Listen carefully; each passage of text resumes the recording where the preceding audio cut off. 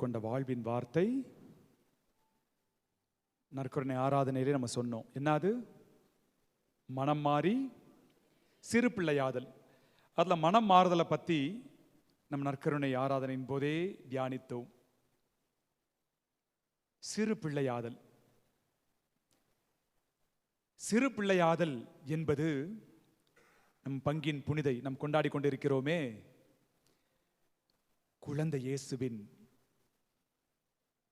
இந்த சிறிய மலர், அவருடைய வழி.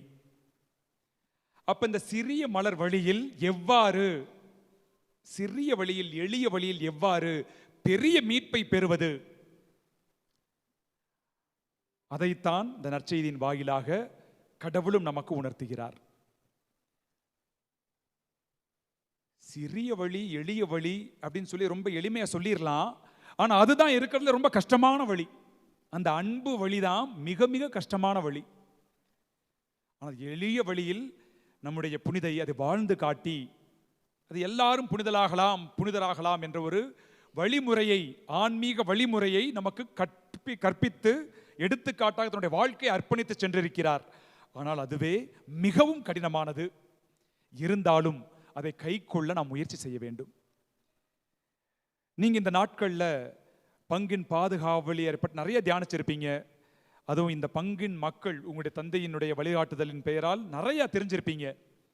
அப்படி முக்கியமான ஒரு கூற்று, என்னை தொட்ட ஒரு கூற்று, அதுல இருந்து நம்ம ஆரம்பிக்கலாம். அந்த அம்மா சொன்னாங்க, சிறிய குழந்தை இயேசுவின் புனித தெரேசா சொன்னது, நான் என்னுடைய அழைத்தலை கண்டுகொண்டு விட்டேன்.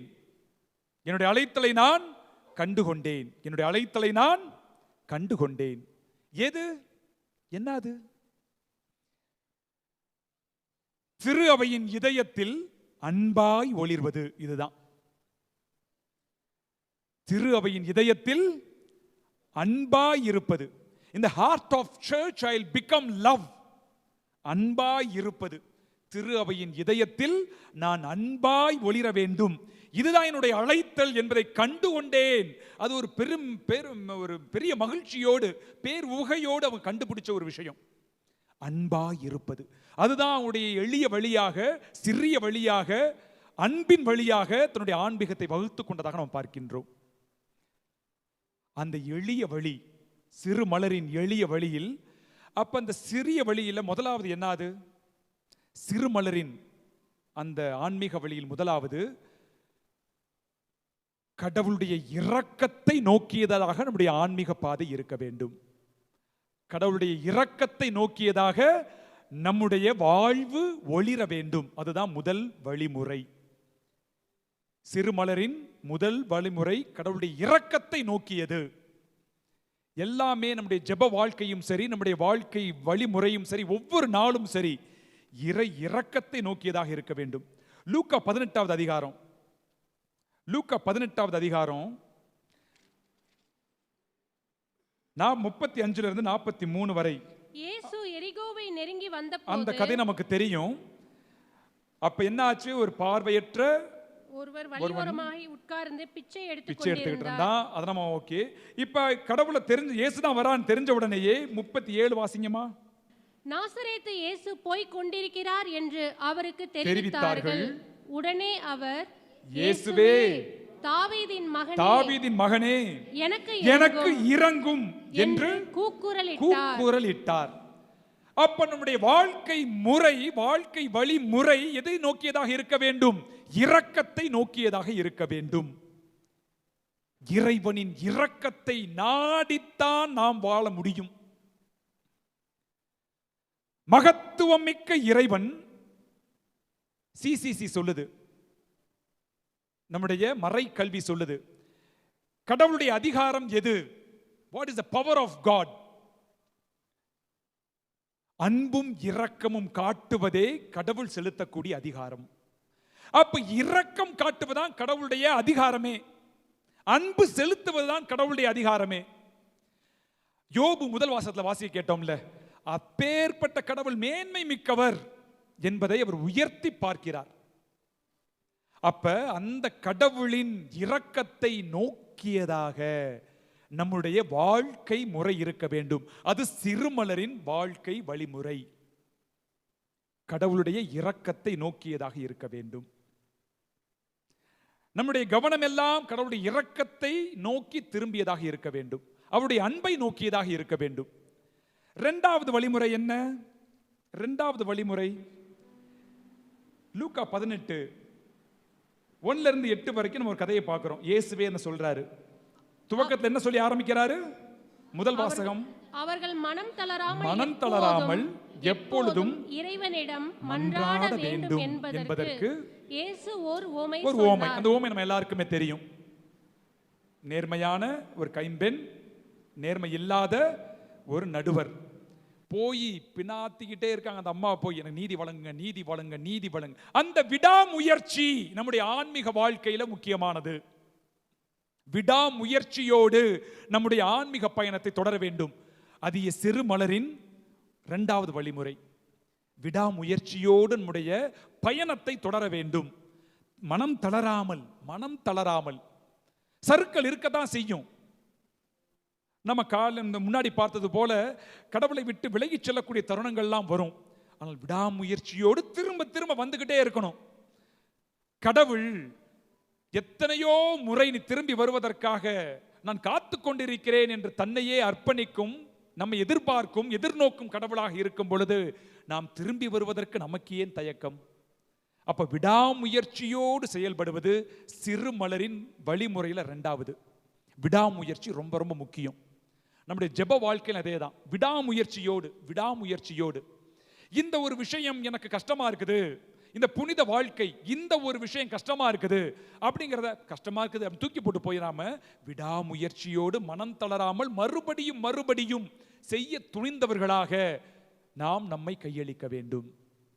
அவ்வாறு கையளிக்கும் போது மீட்பு நமக்கு எளிதாகும். அப்ப சிறு பிள்ளையாவதற்கு இரண்டாவது வழிமுறை விடாமுயற்சியோடு செயல்படுதல். குழந்தைய பாருங்களேன், கத்தும், அழுகும். எதற்கு? விடாமுயற்சியோடு கேட்டு தாயிடமிருந்து எனக்கு வேண்டியதை, நான் விரும்பிய அந்த பாலை பெறுவதற்காக.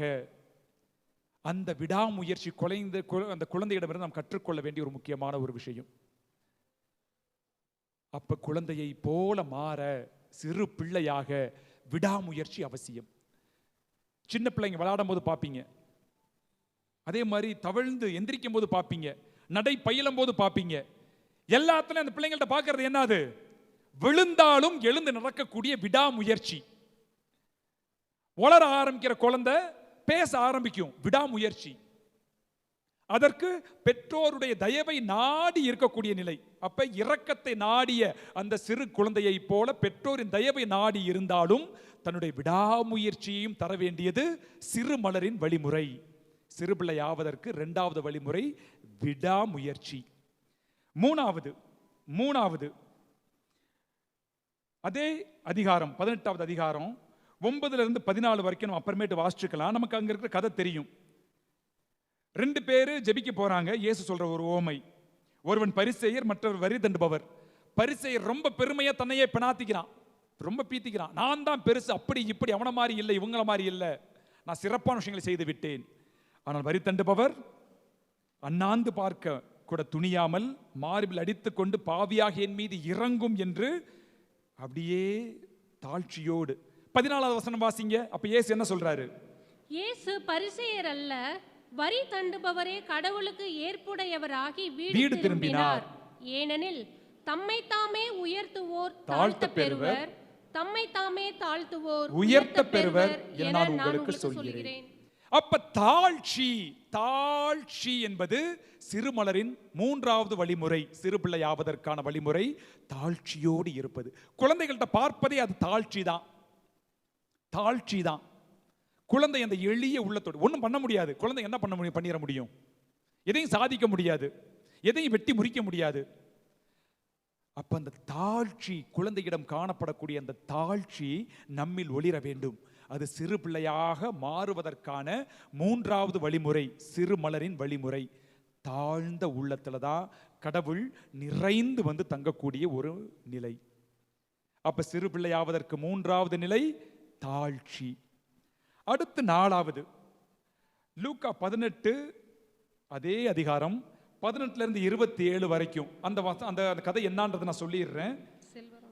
நல்ல போதகரே, நான் நிலைவாழ்வை உரிமையாக்கிக் கொள்ள நாம் என்ன செய்ய வேண்டும் என்று ஒரு பணக்கார இளைஞன் வந்து கேட்கிறான். அப்ப இயேசு உன்னிடம் இருப்பதையெல்லாம் விற்று ஏழைகளுக்கு கொடுத்துட்டு என்கிட்ட வந்து பின் செல் அப்படிங்கிறாரு. அவனால பண்ண முடிஞ்சா? மனம் தொங்க போட்டுக்கிட்டு வருத்தத்தோடு திரும்பி விடுகிறான். அப்ப கடவுள் நம்மிடம் எதிர்பார்ப்பது என்ன? குழந்தையை போல மாறுவதற்கு வெறுமையாக்க வேண்டும். நம்மையே நாம் வெறுமையாக்க வேண்டும்.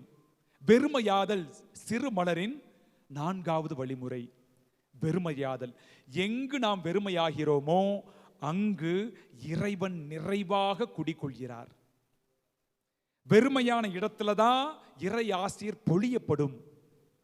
எல்லாத்துலையும் தேக்கி வச்சு அடக்கி வச்சு திணிச்சு வச்சிருக்கிற இடத்துல என்னத்தும் தங்கும்? கடவுளுடைய அன்பை பெற முடியாது, ஆசீரை பெற முடியாது. அப்ப ஆசீரை பெற வேண்டும் என்றால் நம்முடைய பாவ நிலை, பகட்டு, செருக்கு, அது போன்ற எல்லா விதத்திலிருந்தும் நம்மையே நாம் வெறுமையாக்கி கொள்ள வேண்டும். அது சிறுபிள்ளை ஆவதற்கான ஒரு சிறந்த வழிமுறை. அப்ப சிறுபிள்ளை ஆவதற்கான நம்ம சிறு மலரின் வழிமுறையில் 4வது வெறுமையாதல். வெறுமையாக நாம் தயாரா? வெறுமையாக நாம் தயாரா? ஒரு குழந்தையை போல மாறுவதற்கு நம்மிடமிருந்து அந்த ஒரு முதிர்ச்சி, பணக்காரத்தன்மை, நாம் பெரியவன் என்ற எல்லாத்திலுமிருந்தும் விடுபட்டு வெறுமையாக வேண்டும். பாவ நிலை, அந்தஸ்து, அது இது ஏற்றத்தாழ்வு பார்க்கறது எல்லாத்திலிருந்து வெறுமையாகணும். நமக்கு தான் தெரியும் எதை நாம் திணித்து வைத்திருக்கிறோம் நம்முடைய உள்ளத்தில், நம்முடைய இதயத்தில், எதை நாம் அப்படியே போட்டு திணிச்சு வச்சிருக்கோம் அப்படின்னு நமக்கு தான் தெரியும். நம்முடைய பாவ வழிமுறை என்னங்கிறது நமக்கு தான் தெரியும். அதிலிருந்து வெளிவர வேண்டும். அதிலிருந்து வெளிவர வேண்டும். அது சிறு மலரின் அடுத்த நிலை. அடுத்தது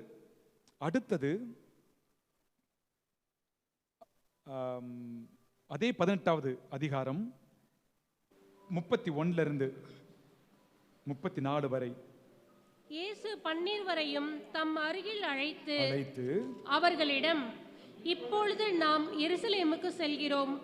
மானிட மகனை பற்றி இறைவாக்கினர் வாயிலாக எழுதப்பட்டவை யாவும் நிறைவேறும். எது அது நிறைவேற வேண்டியது? என்னது? 32. அவர் பிற இனத்தவரிடம் ஒப்புவிக்கப்படுவார். அவர்கள் அவரை ஏளனம் செய்து அவமானப்படுத்தி அவர் மீது துப்புவார்கள். அவர்கள் அவரை சாட்டையால் அடித்து கொலை செய்வார்கள். ஆனால் 3ஆம் நாளில் அவர் உயிர்த்தெழுவார் என்றார். இவற்றில் எதையும் அவர்கள் புரிந்து கொள்ளவில்லை. அவர் கூறியது அவர்களுக்கு மறைப்பொருளாக இருந்தது. மறைப்பொருளாக இருந்தது. அப்ப சிறு பிள்ளையாக நாம் இருக்க வேண்டும் என்றால், மாற வேண்டும் என்றால், நாம் எதை மையப்படுத்தியதாக வாழ வேண்டும்? இந்த மறைபொருள். என்ன மறைபொருள்? எதை பத்தி சொல்றாரு? துன்பப்படுதல், சாதல், உயிர்த்தெழுதல். இது 3ஐயும் சேர்த்தோம்னா அது பேர் என்னது? Passion, death and resurrection. அது பாஸ்கா மறைபொருள். பாஸ்கா மறைபொருள். சிறு மலரின் வழி பாஸ்கா மறைபொருளை மையமானது. துன்பத்தை ஏற்றுக்கொள்ளக்கூடிய ஒரு வழிமுறை. அப்ப நம்முடைய ஜெப முறையும் பாஸ்கா மறைபொருளை மையப்படுத்தியதாக இருக்க வேண்டும். இந்த திருப்பலி கொண்டாட்டம் எதை மையப்படுத்தியது? இது என் உடல், இது என் இரத்தம் என்று தன்னையே உடைத்து தந்த கல்வாரி பலியை மையப்படுத்தியது. குருவானவர் கிண்ணத்தையும் தட்டையும் உயர்த்திய பிறகு என்ன சொல்றாரு? நம்பிக்கையின் மறைபொருள். அதை எப்படி அறிக்கையிடுறோம்? எப்படி அறிக்கையிடுறோம்? நம்பிக்கையின் மறைபொருள் சொன்ன உடனேயே நீ வருமளவும் இறப்பினை அறிக்கையிடுகின்றோம், உயிர்ப்பினையும் எடுத்துரைக்கின்றோம். அப்ப இதுதான் நம்முடைய வாழ்வின் மையமாக இருக்க வேண்டும். இதுதான் நம்முடைய விசுவாசத்தின் மையமாக இருக்க வேண்டும், நம்பிக்கையின் மையமாக இருக்க வேண்டும். இது சிறுமலரின் வாழ்க்கையின் மையமாக இருந்தது. அன்னை புனித தெரசாவின், குழந்தை இயேசுவின் புனித தெரசாவின் மையமே அந்த பாடுகளின் வழியாக மீட்பு பெற முடியும்.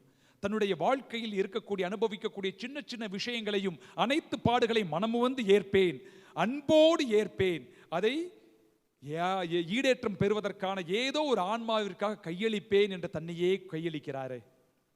அந்த பாஸ்கா மறைபொருளை மையப்படுத்திய நம்முடைய வாழ்க்கை இருந்தால் நிச்சயமாக சிறு பிள்ளை போல நாம் ஈடேற்றம் பெற முடியும். அப்ப பாஸ்கா மறைபொருளை மையப்படுத்தியதாக நம்முடைய வாழ்க்கை அமைய வேண்டும். அது சிறு மலரின் வாழ்க்கை நெறி. அடுத்தது சிறு பிள்ளைகளை என்னிடம் வரவிடுங்கள். 15 to 17. குழந்தைகளை இயேசு தொட வேண்டும் என்று அவர்களை சிலர் அவரிடம் கொண்டு வந்தனர். இதை கண்டு சீடர் அவர்களை அதட்டினர். ஆனால் இயேசு அவர்களை தம்மிடம் வரவழைத்து சிறு பிள்ளைகளை என்னிடம் வரவிடுங்கள், அவர்களை தடுக்காதீர்கள், ஏனெனில் இறையாட்சி இத்தகையோருக்கு உரியது.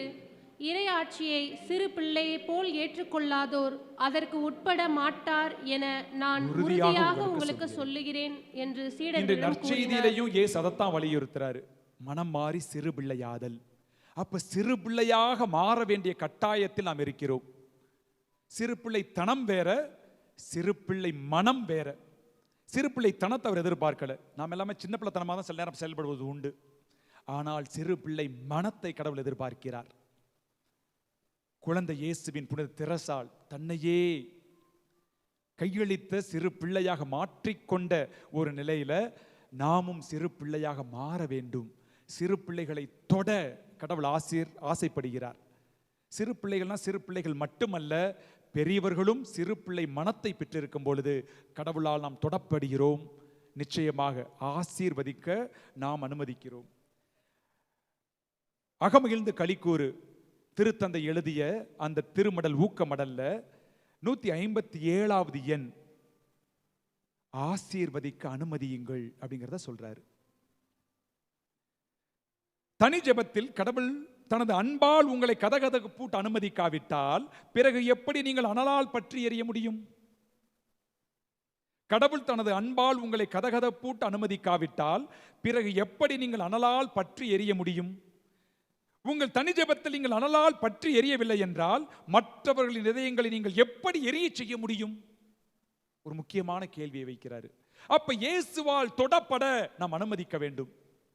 அவர் தொட்டால் அவருடைய அன்பு தீ நம் இதயத்தில் பற்றி எரிந்தால் நாம் பிறரையும் அதே அன்பு தீயில் உருகச் செய்ய முடியும். அது சிறு மலரின் சிறந்த வழி.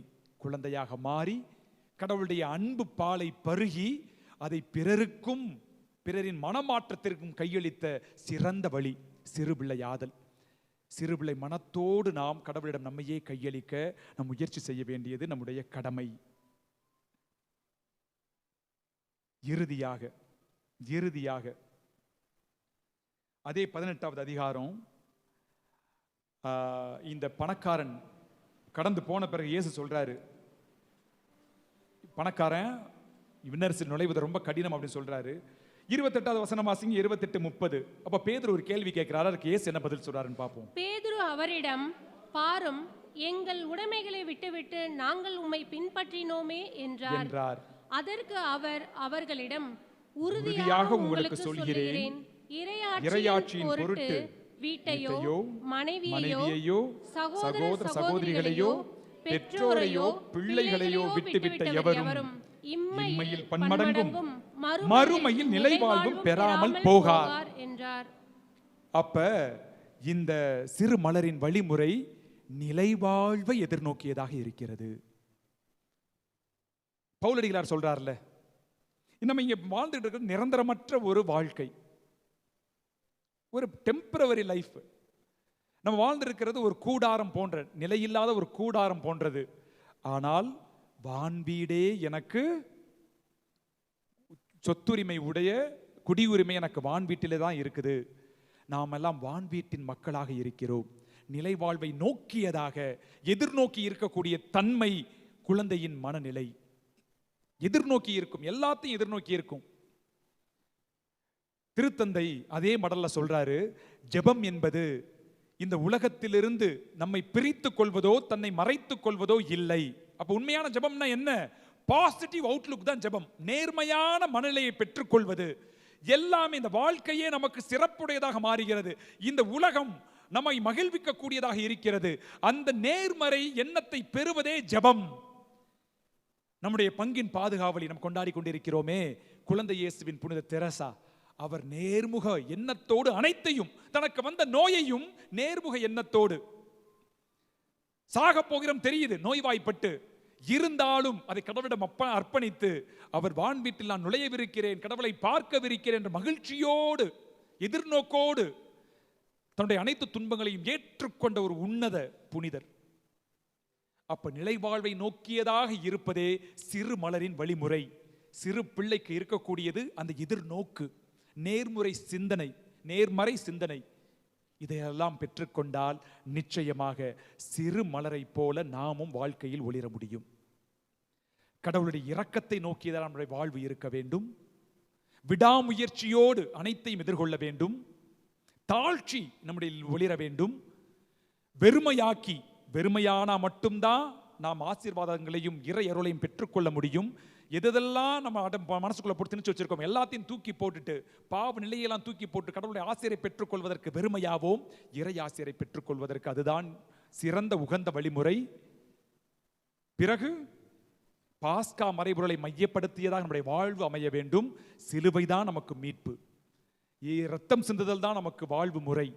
துன்பப்பட்டால்தான் நாம் விடுதலை பெற முடியும். துன்பத்தின் வாயிலாக உயிர்ப்பு.